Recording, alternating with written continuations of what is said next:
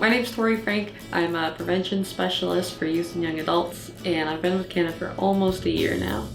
Among the prevention specialists, we each kind of have a different focus area, and so mine is on Alaska Native and American Indian youth up to 24. And so basically what I do is I try to promote positive development and family engagement within that youth community.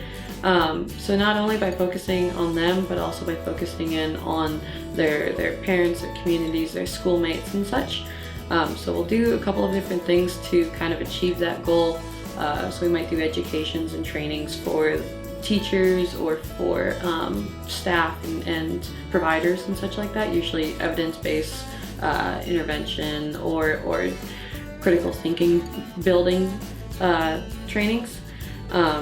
Or we might target the youth directly by providing different sorts of group activities with them, whether they be like group sports or hiking programs. So we do the Explore the Rock program. Or we might be doing like something that I specifically get into is cultural reconnection. So by providing, by reconnecting youth with their cultures and in their communities, they kind of build up those protective factors against things like suicidal behavior and substance abuse. We'll go into the schools and provide like awareness trainings for the kids. We'll typically go into health classes maybe once or twice a year and provide like substance use awareness or alcohol awareness trainings and such. And we'll just talk with the kids for each of their class periods and do a couple of interactive learning games and presentations like that.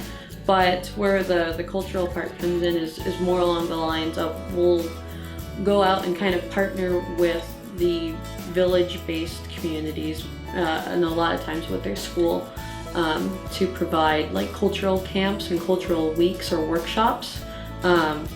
And so with that, sometimes we'll do it in the schools or we'll provide materials to send out that are educational materials or just supplies so that they can learn how to do things like building gill nets or traditional subsistence hunting techniques or different arts and crafts that were traditionally done.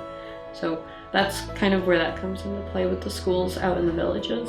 In providing that kind of healthy development for the child, we're also trying to hit on the parents, the teachers, anybody who's like a coach or a volunteer, somebody who might be working on them or working with them. And kind of getting everybody aligned and focused on a goal of giving them a healthy development. In the summer, we'll do the Explore the Rock program, which is targeted at middle and high school age kids. And that one's really great because we take the kids out. We are doing twice a week, and we're again still improving and modifying it to see what works and what doesn't. But we take the kids out on all these different hikes. Sometimes they're 3 hours, sometimes they're 2, sometimes they're 4. And it's really great because you'll take this group of kids out who they do kind of know each other sometimes, and at the beginning of the year not so much, but by the end and middle of the summer program, they'll usually have a pretty good connection and groups and amongst themselves. And it's great because we'll go out there and teach them a lot of critical thinking skills and a lot of anti-bullying and supporting each other type of things as we're going out there and making sure that every one of them is safe and hydrated and is having a good time, make sure nobody's like getting lost and such. But yeah, and it's really great because the kids they love going out there and hiking, and they've got tons of energy, and it's definitely a lot better than just kind of sitting around and playing on phones and Facebook and stuff like that.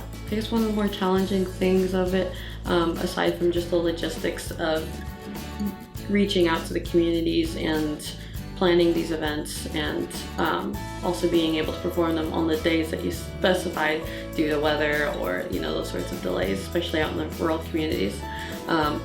Other than that, I would say just as a job position in general, it's always hard to measure something that you're preventing. It's easy to see where you failed in something. It's easy to see, oh, I didn't hit those steps, or I didn't see that flag.